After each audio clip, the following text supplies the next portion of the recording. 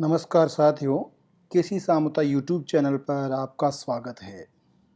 साथियों, आज के व्याख्यान में हम राजस्थान विश्वविद्यालय के राजनीति विज्ञान विषय में एमए चतुर्थ सेमेस्टर के इलेक्टिव पेपर के बारे में बात करेंगे, जो कि इसी बार इंट्रोड्यूस हुआ है और इसका टाइटल है इंडियन सोशलिस्ट थिंकर्स, भारतीय समाजवादी चिंतक। तो आइए साथियों, पहले देखते हैं वेबसाइट पर ये करिकुलम क्या है, उसके बाद इस पर हम विस्तार से बातचीत करते हैं। ये राजस्थान विश्वविद्यालय की मेन वेबसाइट है। हम इस करिकुलम को स्टूडेंट कॉर्नर पर जाकर सिलेबस पर क्लिक करके प्राप्त कर सकते हैं। और यहाँ आप देख रहे हैं सिलेबस फॉर सेशन 2024-25 और पॉलिटिकल साइंस पर जब आप क्लिक करेंगे, पॉलिटिकल साइंस सेमेस्टर 2024 से 2026, तो हमारे सामने university of Rajasthan Jaipur syllabus MA political science semester scheme first and second semester, third and fourth semester 25-26। Fourth semester का जो इलेक्टिव पेपर है उस पर हम चलते हैं। और ये इलेक्टिव पेपर D06 के नाम से डिज़ाइन किया गया है। कोर्स ECC D06 ये इलेक्टिव क्रेडिट कोर्स है।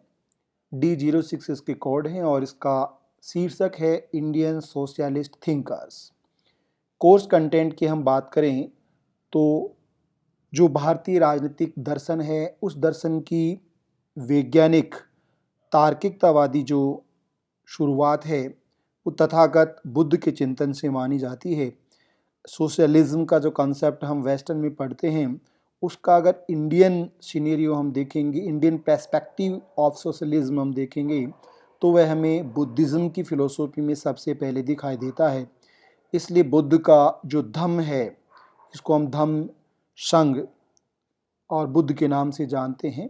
तो यहाँ धम्म के बारे में जो बुद्ध के विचार थे, जिन विचारों को अलग अलग लेखकों के द्वारा संग्रहित किया गया है, विशेष रूप से राहुल सांस्कृत्यायन और बाबा साहब B.R. अम्बेडकर के द्वारा जो बुद्ध एंड हिज धम्म के रूप में क्लासिकल टेक्स्ट लिखा गया है, उसके बारे में हम बातचीत करेंगे।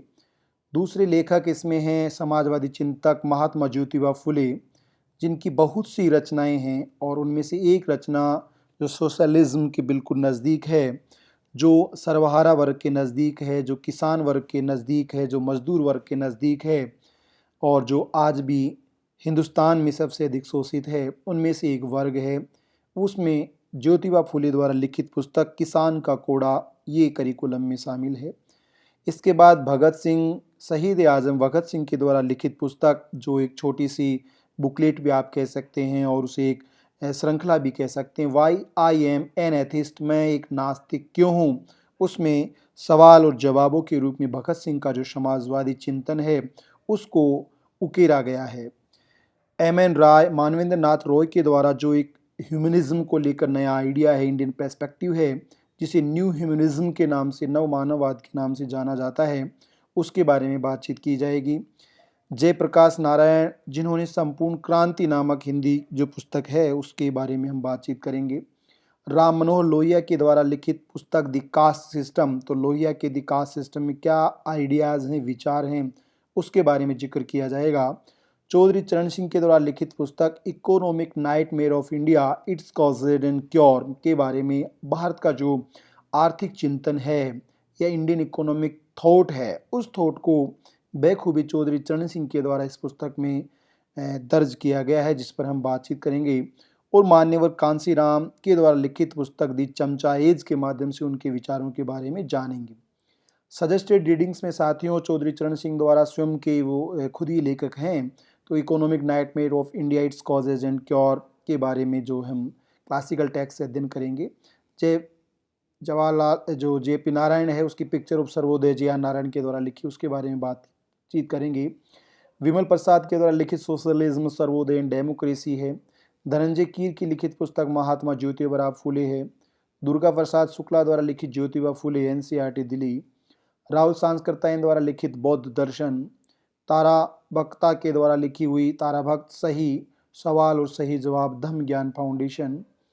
M.N. रॉय के द्वारा लिखित न्यू ह्यूमनिज्म में मैनिफेस्टो, जेपी नारायण की पुस्तक संपूर्ण क्रांति और रामन लोहिया की पुस्तक द कास्ट सिस्टम के बारे में हम बातचीत करेंगे। तो ये साथियों बहुत ही हम कह सकते हैं कि जो भारतीय दृष्टिकोण है, जिसको हम इंडियन नॉलेज एंड ट्रेडिशन कहते हैं, भारतीय ज्ञान परंपरा का जो रियल पर्सपेक्टिव है, जो वास्तविक पहलू है, जिसको हम कह सकते हैं यथार्थ और वैज्ञानिक जो चिंतन है भारतीय राजनीतिक चिंतन परंपरा का, वह चिंतन समाजवादी चिंतन के रूप में यह शामिल किया गया है। और इसमें तथागत बुद्ध से हम शुरुआत करते हैं। महात्मा ज्योतिबा फुले, शहीद आजम भगत सिंह, जयप्रकाश नारायण, राम मनोहर लोहिया, कांसीराम चौधरी चरण सिंह और एम.एन. रॉय, ये साथियों भारतीय राजनीतिक चिंतन के विशेष रूप से प्राचीन काल से लेकर आधुनिक काल तक जो पाश्चात्य राजनीतिक चिंतन के समानांतर एक वैज्ञानिक, एक बहुजन दृष्टिकोण, एक मानवीय दृष्टिकोण हम कह सकते हैं, एक वैश्विक दृष्टिकोण कह सकते हैं, या जिसको हम कहें कि बुद्धिज्म का जो चिंतन था, उसी चिंतन को ध्यान में रखते हुए, मानववाद को ध्यान में रखते हुए, सत्य, प्रेम, अहिंसा, करुणा, दया, स्वतंत्रता, समानता, न्याय का जो चिंतन था, जो अपलिपमेंट का चिंतन था, सर्वोदय की जो भावना थी, उसको लेकर इन चिंतकों का जो आइडिया है, जो आइडिया अनेक क्लासिकल टेक्स्ट में और पुस्तकों में लिखा गया है, उन पर हम बातचीत करेंगे। बुद्ध का जो धम्म का आइडिया है, उसके बारे में विशेष रूप से बाबा साहब अम्बेडकर का जो द बुद्धा एंड हिज धम्मा लिखा गया, उसके माध्यम से हम विस्तार से उनके धम्म की नीति के बारे में जानेंगे। उनके धम्म की नीति में समाजवाद कहाँ है, और जो भारतीय समाजवाद है वो वेस्टर्न सोशलिज्म से ओल्डेस्ट भी है, साइंटिफिक भी है और सर्वोदय से जुड़ा हुआ है। किसान का कोड़ा ज्योतिबा फुले की जो पुस्तक है वो आज भी बहुत प्रासंगिक है, और हिंदुस्तान में किसान कौम और किसान वर्ग के साथ जो वस्तु स्थिति रही है उसके बारे में विस्तार से उन्होंने जिक्र किया है। शहीद आजम भगत सिंह के द्वारा जो भारत में धर्मांधता का तौर तरीका है, या धर्म को जो अफीम के रूप में, एक जाल के रूप में आज तक फैलाया जा रहा है, उन धर्मात्माओं को, उन आस्तिकों को और उन तथाकथित ईश्वर के नाम से लूटने वाले लोगों को, जो कि माइनॉरिटी के रूप में आज भी इन तमाम तरह के धार्मिक संस्थानों पर, रीति रिवाजों पर, सामाजिक और सांस्कृतिक स्वरूप में कब्जा किए हुए हैं, आधिपत्य जमाए हुए हैं, या हम कह सकते हैं शोषण की जो परंपरा है, उसको भारतीय ज्ञान और परंपरा का नाम देकर जो आज भी अपने हितों की पूर्ति कर रहे हैं, उन पर एक सवाल भगत सिंह के द्वारा उठाया गया, उस पर हम बातचीत करेंगे। एम.एन. राय के द्वारा लिखित पुस्तक न्यू ह्यूमनिज्म में एक मानव के संदर्भ में क्या उसका नवीन आयाम है, मानववाद इसे आमूलचूल परिवर्तनकारी या नवीन स्वरूप का ह्यूमनिज्म कैसे कहते हैं, कम्युनिज्म के माध्यम से किस तरह से हम मानवतावाद की अवधारणा को लागू करते हैं, और जिसको हम हिंदुस्तान में साम्यवाद का प्रणेता प्रतिपादक कहते हैं, उनकी रचना के में जो विचार हैं, उन विचारों के बारे में हम जानेंगे। राम मनोहर लोहिया ने जो हिंदुस्तान को बहुत करीब से देखा, द कास्ट सिस्टम, जो कि हिंदुस्तान को समझने के लिए एक असेंशियल, हम कह सकते हैं कि एक तरह से हम उसको रिक्वायरमेंट कह सकते हैं, या हम ये कहें कि अनावश्यक बुराई जिसको कह सकते हैं, उसके माध्यम से इसको व्यक्त किया गया है।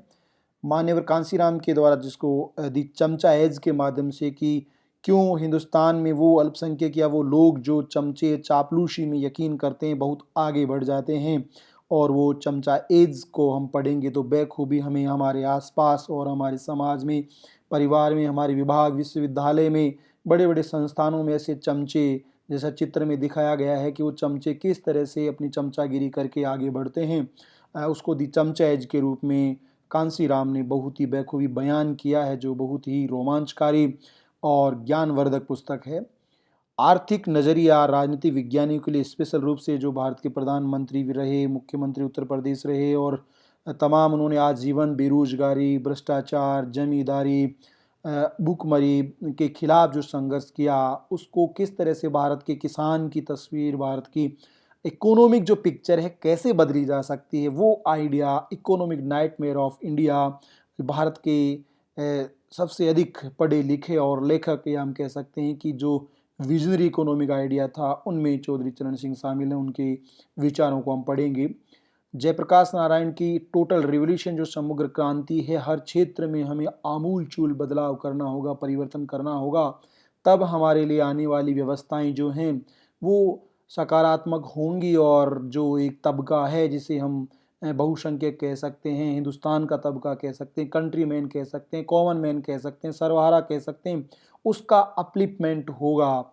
ये टोटल रिवॉल्यूशन के माध्यम से सांस्कृतिक, आध्यात्मिक, सामाजिक, धार्मिक, राजनीतिक और शैक्षणिक तमाम क्रांतियों के माध्यम से उन्होंने व्यक्त किया है। ये कोर्स कंटेंट जिस पर हमने बातचीत की है, तो ये इंडियन सोशलिस्ट थिंकर्स के टाइटल से इसको जोड़ा गया है, जिसमें साथियों 1 2 3 4 5 6 7 8 थिंकर्स हैं और उनकी 8 रचनाएं जो उनके आइडियाज़, स्पेसिफिक आइडियाज़ को लिए हैं, शामिल करती हैं। उस आइडियाज़ के बारे में हम विस्तार से पढ़ेंगे। मुझे उम्मीद है कि इस करिकुलम को लेकर अध्ययन करने वाले विद्यार्थियों की ज़िंदगी में बहुत अधिक सकारात्मक परिवर्तन आएंगे और तमाम तरह की जीवन से जुड़े हुए झंझावातों से जूझ सकते हैं और जो समाज है उस समाज की भलाई में, उसके हित में बहुत अच्छा कार्य भी कर सकते हैं।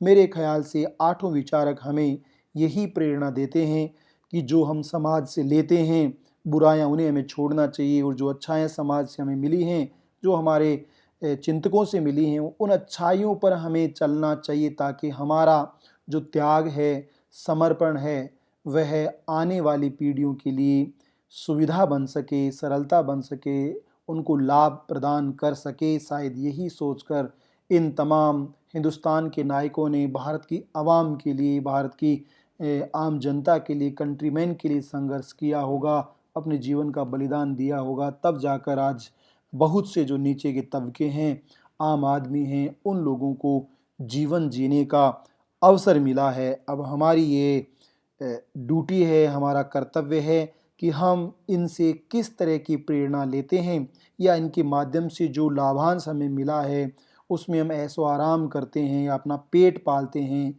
ये अपनी चिंतन की या मानसिक संकीर्णता, व्यापकता पर निर्भर करता है।